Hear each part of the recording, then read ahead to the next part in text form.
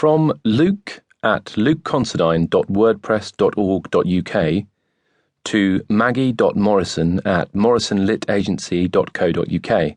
Date: Tuesday, 5th November, 2013, 15:52. Subject: New book. Dear Maggie, hope all's well.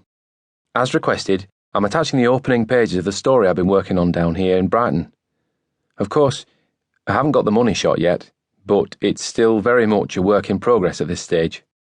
But I'm days away from getting a confession from him. I can feel it. Once he's talked, we can decide how best to pitch this to publishers. In the meantime, I'm keen, nervous, to hear what you think. All best, Luke. Attached document, Grand, Chapter 1. Joss Grand is nothing to do with Brighton's most prestigious hotel, although when occasionally a connection is assumed, he does little to dispel the assumption. The Grand Hotel has long stood for much that Joss Grand values. It is genteel, respectable, civilised, world-renowned, its lacy Regency facade redolent of white gloves and parasols, afternoon tea and evening promenades. More recently, it has become associated with weddings, conferences and spa days.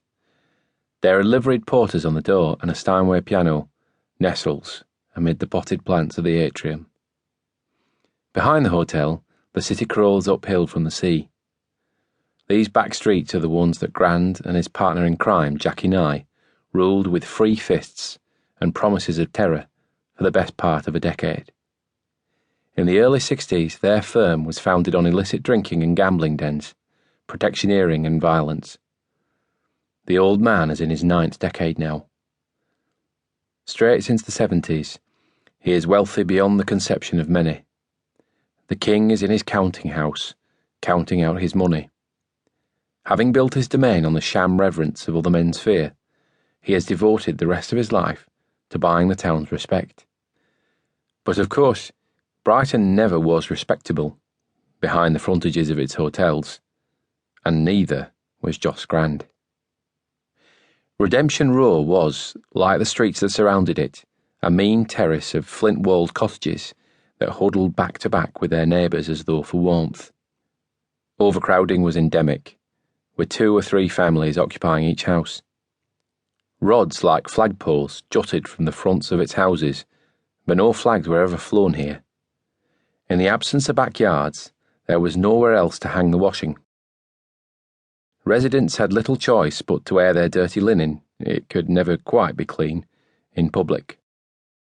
Little girls wheeled their baby siblings in hand-me-down prams that became bone shakers on the ancient cobbles. And boys played football in streets too narrow to let anything more than a thin ribbon of sunlight shine onto the ground. Rickets was rife, and most children had at least one sibling who did not make it to their 5th birthday. Few pictures of the neighbourhood survive. Those that do are of course black and white. But the impression given is that if they were somehow to be tinted with the colours of the day, the monochrome would be little relieved.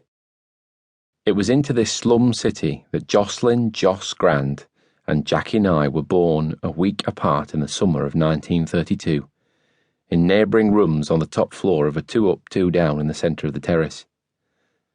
Joss Grand's father was a herring smoker who, through ill health feigned or real, managed to avoid conscription when war broke out in 1939. Jacky Nye's unskilled itinerant father was shrewder still, having dodged the ultimate draft by abandoning Ethel Parsons long before her pregnancy began to show, bequeathing only his name to their son. He returned for a brief visit in September 1940, upon which occasion he spent 5 minutes with his son before taking Ethel to the Odeon on the London road. The Luftwaffe dropped a bomb on the cinema halfway through the first picture. The couple were killed instantly. Howard and Isabel Grand took Jacky in and raised him as their own, which is to say they let him run wild with Joss. If the streets of old Brighton were narrow, the alleyways that connected this warren of slum housing were narrower still. A twitten is the old Sussex word for the myriad passages, often the width of a man's shoulders, that were common before the town planners tore down the old cottage.